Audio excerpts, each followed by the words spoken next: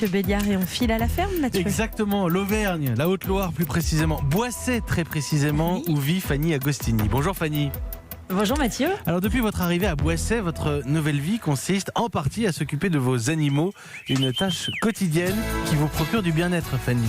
Oui, du bien-être, je peux même vous dire que je me sens bien mieux depuis que je suis si bien entourée. J'ai mes chevaux qui viennent me voir, là ils sont là, juste derrière la fenêtre, ils collent leur naseau pour regarder ce que je suis en train de faire. Ils sont très intrigués d'ailleurs par le micro européen. Ça doit être un peu bizarre, mais continue. Non mais je me régale, j'ai aussi des petites biquettes qui sont devenues aussi câlines que mes chiens et qui rentrent parfois, je l'avoue, dans la maison. Bon. Alors j'ai regardé un petit peu, il y a des études qui... Non, elles montent pas sur le canapé non plus, faut pas exagérer. Il y a quand même des règles, elles peuvent rentrer, quoi, dites-moi. Non, pardon, on arrête tout. Elles peuvent rentrer où? Dans la cuisine, dans le salon, mais pas sur le canapé? Elles rentrent dans la cuisine, elles ont fait une fois un tour dans le salon et puis comme elles ont fait des petites crottes, je les ai mis dehors. Voilà, j'attendais ça. Continuez Fanny, je vous en prie. Alors sachez Mathieu que depuis les années 80, il y a eu des études qui ont prouvé que sur le plan physique et mental, le simple contact avec des animaux engendre des effets positifs sur n'importe quel individu.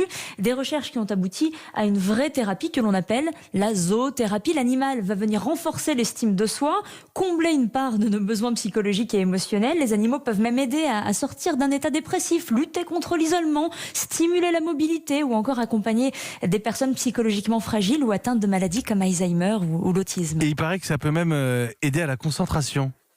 Technique imparable qui a fait ses preuves à Angers où des bibliothèques universitaires proposent désormais des ateliers de médiation animale pour déstresser les étudiants juste avant les examens.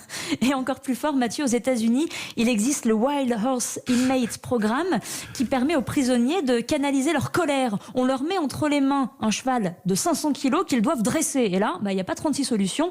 Ils n'ont pas d'autre choix que d'employer la douceur. Et le constat est une réussite totale puisque les officiers qui encadrent ces prisonniers observent une transformation profonde dans les comportements des détenus. Pour ceux d'ailleurs qui ont retrouvé une vie active, aucun ne récidive, c'est du 100%.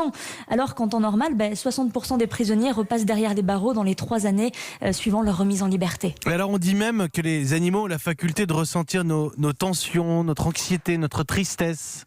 C'est bien connu, alors je vais vous dire c'est le cas pour les animaux de compagnie classiques si je puis dire, mais c'est vrai aussi pour les autres animaux, les vaches, les poulets, les moutons, les chèvres. On devrait d'ailleurs les tenir en grande estime pour cela et les voir un peu plus comme des animaux sensibles dotés de facultés cognitives pouvant apporter énormément à l'humain et ne pas seulement les décliner en entrecôte, cuisse ou gigot. Oui, aussi.